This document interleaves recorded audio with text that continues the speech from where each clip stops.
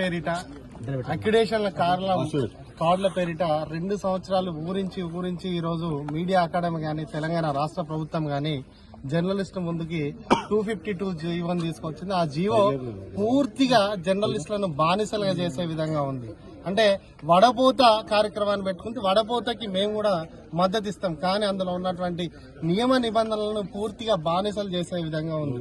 అంటే జీవోలో ఉన్న కొన్ని పాయింట్లను మనం చూసినట్లయితే అసత్య వార్తలను అరికట్టడానికి జర్నలిస్టులు అంటే ఆ వార్త అసత్యం అని తెలిస్తే ఆయన అక్రిడేషన్ రద్దు చేసి 3 సంవత్సరాలు ఆయన తిరిగి కార్డు అప్లై చేసుకోకుండా ఉండే విధంగా ఒక నిబంధన ఉంది.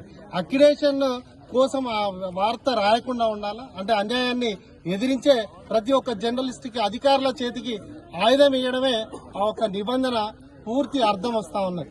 అక్రిడేషన్ అనేది మేము అడుక్కునేది మాకెవరో వేసే భిక్ష కాదు. మేము అధికారికంగా మేము చేసేటువంటి వృత్తికి ఒక గుర్తింపు కార్డుగానే మేము దాన్ని పరిగణిస్తా ఉన్నాం. అక్రిడేషన్ కార్డును మేము సౌకర్యంగా ఇప్పటి వరకు ఏ ప్రభుత్వం వచ్చి అక్రిడేషన్ ఇచ్చినా మేము సౌకర్యంగా దాన్ని పూర్తి స్థాయి సౌకర్యంగా ఫీల్ కాకపోయాం. ఎందుకంటే అక్రిడేషన్ ఇచ్చే ముందు ఆ రాయితీలు వస్తాయి, ఈ రాయితీలు వస్తాయి, మీకు ఈ ప్రభుత్వ పథకాలు వర్తింపజేస్తామన్నారు. కానీ ఏ ప్రభుత్వం వచ్చినా ఇప్పటి వరకు జర్నలిస్టులకు ఇండ్లు గాని ఇండ్ల స్థలాలు గాని వాళ్ళకి సంబంధించిన పిల్లలకు సంబంధించి ఫీజు రాయితీలని చట్టబద్ధత కల్పించలే. నోటి మాటలతోని కాలం వెళ్ళి తీసుకుంటా పోతా ఉంది.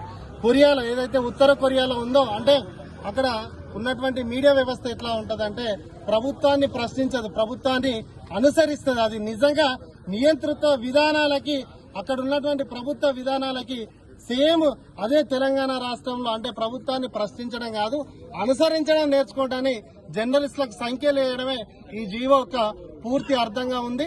జర్నలిస్టులకు సంఖ్యలు వేయాలనుకున్న ఏ ప్రభుత్వం పూర్తి కాలం ప్రజలు ఉన్నట్టు ఎక్కడ లేదు.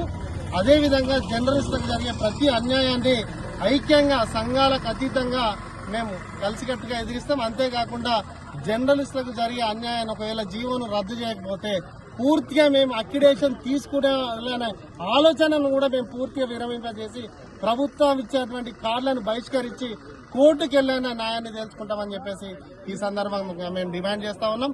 ప్రభుత్వం గాని మీడియా అకాడమీ గాని 2 సంవత్సరాల కాలం స్టిక్కర్లతో కాలం వెళ్లదీసింది. ఈ 2 సంవత్సరాల కాలంలో స్టిక్కర్లతో వెళ్లదీస్తూ దానికి సంబంధించినటువంటి నియమ నిబంధనలను కట్టుదిట్టం చేస్తాం. కట్టుదిట్టం అంటే ఏంది? జర్నలిస్టులకు సంఖ్యలు వేయడమా, ప్రభుత్వాన్ని ప్రశ్నించే వారిని దోషిగా చూపించడమా? ఇంకో విధంగా అడుగుతా ఉన్నాం. 2 సంవత్సరాల కాలంలో జర్నలిస్టులకు ఏ పథకం రాష్ట్ర ప్రభుత్వం అమలు చేసిందో ఆత్మవిమర్శలు చేసుకోవాలని చెప్పేసి డిమాండ్ చేస్తా ఉన్నాం.